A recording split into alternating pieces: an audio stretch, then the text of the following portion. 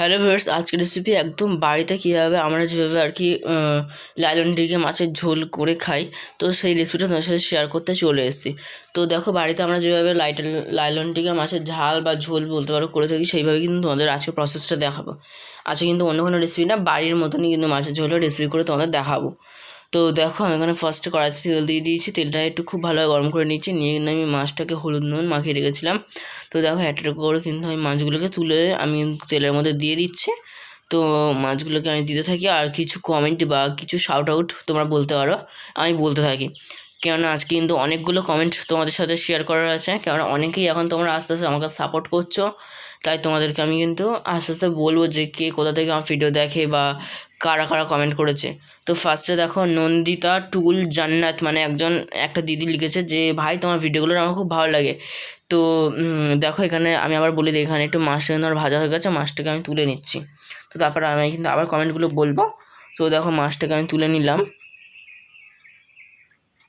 তো কড়ার মধ্যে আর একটুখানি তেল দিয়ে দিয়েছিলাম, দিয়ে কিন্তু আমি এখানে এবার কালো জিরে দিয়ে দিচ্ছি। তো দেখো, দেখতেই পাচ্ছ এখানে কালো জিরে আর কাঁচা লঙ্কা আমি 4টে দিয়েছি, কেননা ঝাল যেহেতু কাঁচা লঙ্কাতে ছিল না খুব একটা, তাই আমি কিন্তু 4টে দিয়েছি। ঝাল থাকলে তোমরা কিন্তু 2টো দিতে পারো। আর আজকের রেসিপিটা কিন্তু আমি করবো আদা রসুন দিয়ে। আমি কিন্তু একদম শুধু আলু দিয়ে কিন্তু করছি না, আলু পেঁয়াজ দিয়ে। আমি কিন্তু এখানে আজকে আদা রসুন দিয়ে করবো। তো যাই হোক, এখানে দেখো আবার একটু আমি কিছু কমেন্ট বলে দিই। পেঁয়াজটাকে দিয়ে ততক্ষণ একটু ভাজতে থাকি। শুভদীপ নস্কর বলে একটা দাদা লিখেছে, ভাই তোমার ভিডিওগুলো না আমার খুব ভালো লাগে। আর আকাশ বলে একটা দাদা, প্রায় তোমাদের বলেছি যে ওই দাদাটা কিন্তু আমাকে প্রায় সময় কমেন্ট করে। আর আরেকটা দিদিও আছে যে রাজা মামুনি বলে, এই দুজন কিন্তু আমাকে প্রত্যেকটা ভিডিওতে কিন্তু কমেন্ট করে। আর আকাশ বলে আর রাজা মামুনি বলে কিন্তু একটা দিদি কিন্তু আমাকে প্রায় কমেন্ট করে, আমার মোটামুটি সব ভিডিওতেই কিন্তু কমেন্ট করে। আর দুর্গা মণ্ডল বলে একটা দিদি লিখেছে, ভাই আমি তোমার ভিডিওগুলো দেখি বাংলাদেশ থেকে। তো থ্যাংক ইউ দিদি, তুমি আমার বাংলাদেশ থেকে ভিডিও দেখো। তো বলছে যে আমার ভিডিওগুলো নাকি তার খুব ভালো লাগে। তো থ্যাংক ইউ দিদি, আমার ভিডিওগুলোকে তোমার এত ভালোবাসা দেওয়ার জন্য। সঞ্জু ব্লগার বলে একটা দাদা লিখেছে, ভাই তোমার ভিডিওগুলো না আমার খুব ভালো লাগে, আমি দেখছি নামখানা থেকে। তো থ্যাংক ইউ দাদা, তুমি আমার ভিডিওগুলো দেখছো। তো আমার বাড়ি কিন্তু সোনাপুরে, তোমার বাড়ি নামখানাতে। তো নিশ্চয়ই দেখা হলে তোমার সাথে কথা বলার আমার খুব ইচ্ছা হচ্ছে, কেননা তোমরা সবাই আমাকে আস্তে আস্তে এত ভালোবাসা দিচ্ছ। তো দেখো, এখানে আলুগুলোকে দিয়ে কিন্তু আমি একটু ভালোভাবে নেড়েছে হালকা করে ভেজে নিয়েছি। আর এখানে ওপর দিয়ে কিন্তু নুন দিয়ে দিলাম। তো মিত্রা বিশ্বাস বলে একটা দিদি লিখেছে, ভাই তোমার ভিডিওগুলো না আমার খুব ভালো লাগে, আমি দেখছি শিয়ালদা থেকে। তো থ্যাংক ইউ।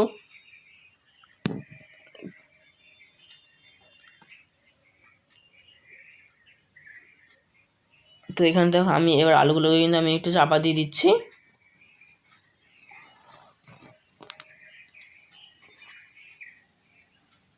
তো এখানে দেখো, আমি এবার টমেটোগুলো, হলুদ গুঁড়ো, লঙ্কা গুঁড়ো কিন্তু দিয়ে আমি কিন্তু দিয়ে দিচ্ছি, দিয়ে কিন্তু আমি খুব ভালোভাবে ভেজে নিচ্ছি। তো এখানে আমি আবার কিছু বলে দিই। সুবর্ণা বিশ্বাস বলে একজন লিখেছে যে, আমি তোমার বাংলাদেশ কক্সবাজার থেকে তোমার ভিডিওগুলো দেখছি, আমার ভিডিওগুলো তোমার খুব ভালো লাগে, তুমি আমার নামটা নিও। তো দেখো, আজকে দিদি আমি তোমার নামটা কিন্তু নিয়ে নিলাম। তোমরা মোটামুটি আমাকে আস্তে আস্তে এইভাবে কিন্তু ভালোবাসা দিতে থাকো, তাহলে আমার চ্যানেলে যেহেতু এখনও খুব একটা সাবস্ক্রাইবার হয়নি, কিন্তু হ্যাঁ, তোমরা আস্তে আস্তে সাপোর্ট করছো বলে কিন্তু আমি এগোতে পারছি। তো তোমরা এইভাবেই কিন্তু আমাকে আস্তে আস্তে সাপোর্ট করে আমাকে একটু ভালোবাসা দাও। তো এখানে দেখো, হলুদ গুঁড়ো, লঙ্কা গুঁড়ো, ধনে গুঁড়ো, জিরে গুঁড়ো দিয়ে দিয়েছি। দিয়ে কিন্তু আমি এবার মশলাগুলোকে একসাথে একটুখানি জল দিয়ে কষিয়ে নেবো। তো হ্যাঁ, আমি এখানে কিন্তু আদা রসুনটা দিতেই এখন অবধি ভুলে গেছিলাম, তারপরে কিন্তু আদা রসুনের কথাটা মনে পড়েছে, তারপরে কিন্তু আদা রসুনটা দিয়ে আমি একটু ভেজে নিয়েছি। তো যাই হোক, এখানে আমি আর কমেন্টগুলো বলে দিই। সুবর্ণা বিশ্বাস বলে দিদিটা লিখেছে যে, ভাই তোমার ভিডিওগুলো আমার খুব ভালো লাগে, আমি দেখছি কক্সবাজার থেকে তোমার ভিডিওগুলো। তো থ্যাংক ইউ দিদি আমার ভিডিওগুলোকে তোমার দেখার জন্য। তো দেখো, আদা রসুনটা দিয়ে দিয়েছি। আদা রসুন দিতে কিন্তু আমি একদমই ভুলে গেছিলাম। তো তারপর নটি শ্রেয়া বলে একটা দিদি লিখেছে যে, ভাই তোমার ভিডিওগুলো না আমার খুব ভালো লাগে। তো আরেকটা একটা ভাই লিখেছে সৌম্যজিৎ, মানে একটা দাদা আরেকটা লিখেছে সৌম্যজিৎ মণ্ডল বলে, যে তোমার ভাই ভিডিওগুলো না আমার খুব ভালো লাগে, আমি দেখছি নরেন্দ্রপুর থেকে। তো থ্যাংক ইউ দাদা, তুমি আমার ভিডিওগুলোকে দেখো নরেন্দ্রপুর থেকে। তো আমার বাড়ি কিন্তু সোনারপুরে। তো যাই হোক, এখানে দেখো আমি এবার একটু জল দিয়ে কিন্তু কষিয়ে নিচ্ছি মশলাগুলোকে।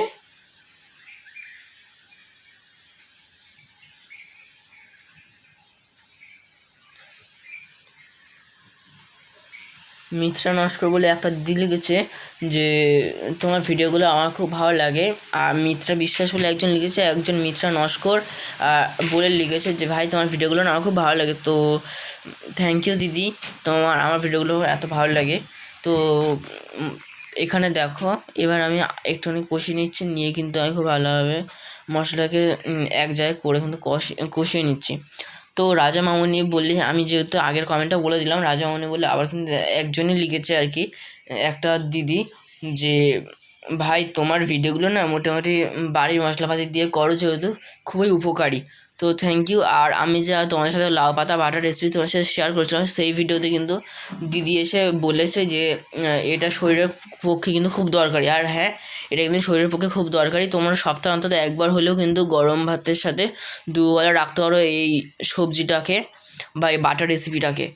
তো পরের রেসিপি তোমরা কি দেখতে চাও আমাকে প্লিজ কমেন্টে জানিও। তো দেখো এবার এখানে আমি পরিমাণ মতন জলটাকে দিয়ে দিলাম, দিয়েই কিন্তু আমি এবার মশলাগুলোকে জলের মধ্যে সব মিশিয়ে দিচ্ছি, যেগুলো আর কি কড়ার গায়ে লেগেছিলো। তো আমি এবার এটা চাপা দিয়ে দিলাম, দিয়ে কিন্তু আমি এবার খুলে দেখলাম যে পুরো কিন্তু ফুটছে টকবক করে। তো দেখো দেখতেই পাচ্ছ তোমরা, তো এখানে কত সুন্দর দেখতে লাগছে কিন্তু। তো আলুগুলোকে আমি একটু দেখে নিয়েছিলাম যে সেদ্ধ হয়ে গেছে কি না। তো দেখো এখানে কিন্তু মনে হলো আরেকটুখানি বাকি আছে, তো আমি আবার চাপা দিয়ে দিলাম, দিয়ে কিন্তু আমি আবার একটু পরেই মোটামুটি খুলে নিয়েছি। নিয়েই কিন্তু আমি এবার মাছগুলোকে একটা একটা করে দিয়ে দিচ্ছি। তো দেখো সব মাছগুলো কিন্তু আমি দিয়ে দিয়েছি। আর এই মাছগুলো কিন্তু আমি একটু কড়া করে ভেজেছিলাম, যেহেতু ফ্রিজে ছিল 1-2 দিন মতন। তো তার জন্য কিন্তু আমি আজকে এই মাছগুলো একদম কড়া করে ভেজে কিন্তু তারপর ঝোল করেছি। তো এই লাইলন টিকা মাছের ঝোল রেসিপিটা তোমাদের কেমন লাগলো তোমরা কিন্তু প্লিজ কমেন্টে জানিও।